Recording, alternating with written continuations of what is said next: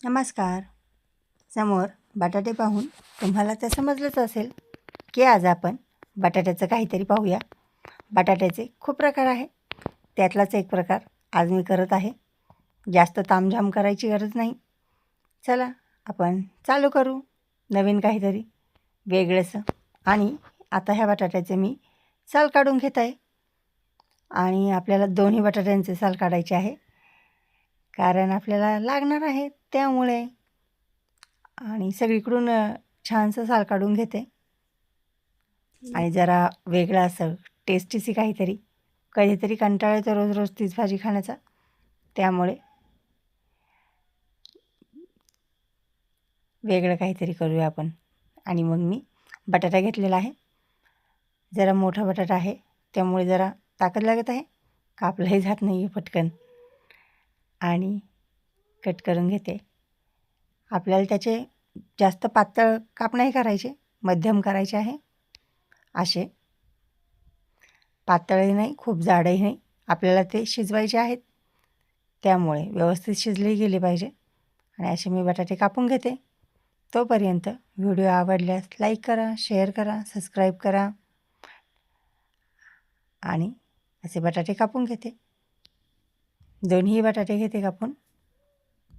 रोज रोज कांदा टोमॅटो नको वाटतं, त्यामुळे वेगळं काहीतरी.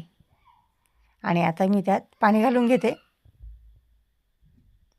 म्हणजे छानसं धुवून घेते बटाट्याला. तोपर्यंत कढईत तेल घालून घेते. नेहमीपेक्षा 2 चमचे घालतो, तिथे 3 चमचे घातले तरी चालेल. आणि मग हे बटाटे एका प्लेटमध्ये काढून घ्यायचं, म्हणजे त्यातलं पाणी जरा कमी होईल. तसं तर रुमालावर ठेवलं तरी चालतं. आणि मग मी हे कढईत घालून घेते आणि थोडंसं मीठ घालते, म्हणजे मिठामुळे बटाटे छानपैकी सगळीकडे त्याला एक फ्लेवर येईल, त्यामुळे. आणि हलवून घेते कलथ्याने. आणि पाहत आहे त्याच्यावरती मी झाकण ठेवते, आपल्याला वाफ काढायची आहे थोडीशी, त्यामुळे. तोपर्यंत एका प्लेटमध्ये मी बेसन घेतलेलं आहे, त्यात हिंग घालते, थोडासा लाल तिखट घालते आणि हळद घेते थोडीशी. आपल्याला लागेल तसं तिखट कमी जास्त करू शकतो. आणि धना पावडर घातली, जास्त काही मसाले लागत नाही. थोडी साखर घातली आणि अर्धा लिंबाचा रस घेते. आपल्याला ते चटपटीतही करायचे आहे, तिखटही करायचे आहे म्हणून. आणि पाहू शकतो लिंबू मी अर्धच घेतलं, जास्त नाही घेतलं, 2 बटाट्यांसाठी बस होतं. आणि हे सगळं चमच्याने एकत्र करून घेते, जेणेकरून बेसन आणि मसाले एकत्र होऊन जाईन असे. दुसरीकडे बटाटे जरा चेक केले, पण ते झाले नव्हते. परत झाकण ठेवून काढलं आणि पाहता ते होता, ते अजून झालेले नाही आहेत. जरा मी ते हलवते थोडेसे, जेणेकरून दोन्हीकडून ते भाजले जातील छानपैकी म्हणून. आणि आता हा आपला बेसन तयार आहे, हा मसाला बेसनचा सगळीकडे एकत्र झालेला आहे. आणि आता आपल्याला परत बटाटे चेक करायचे आहे, झाले आहेत का नाही. तुम्ही पाहू शकता बटाटे खालीही जास्त लागलेले नाही आणि दाबून पाहिल्यावर झालेले आहे. त्यांचं आपल्याला जास्त शिजवायचे नाही, तुकडे जास्त करायचे नाही, असे पूर्ण अख्खे बटाटे राहिले पाहिजे. आणि हा बेसनचा मसाला आपण त्यात घालून घेऊ.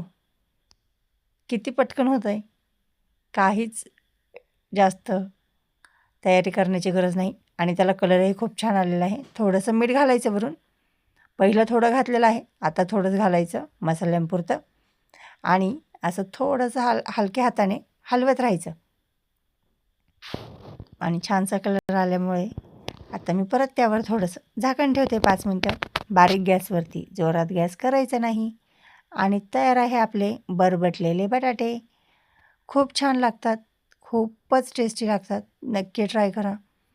आणि कलरही खूप छान आलेला आहे. नंतर मी ते प्लेटमध्ये काढून घेतले, त्याच्यावर थोडीशी कोथिंबीर टाकली, नाही टाकली तरी चालते, पण आता मी टाकलेले आहे त्यामुळे, कारण मला कोथिंबीर आवडते. त्यामुळे तुम्ही पाहू शकता किती छान त्याला कलर आलेला आहे बटाट्यांना. आणि टेस्टीही खूप लागतात, तसेही खाऊ शकतात, भाकरी चपातीबरोबरही खाऊ शकतात. आणि प्लीज लाईक करा, शेअर करा, सबस्क्राईब करा. Bye bye.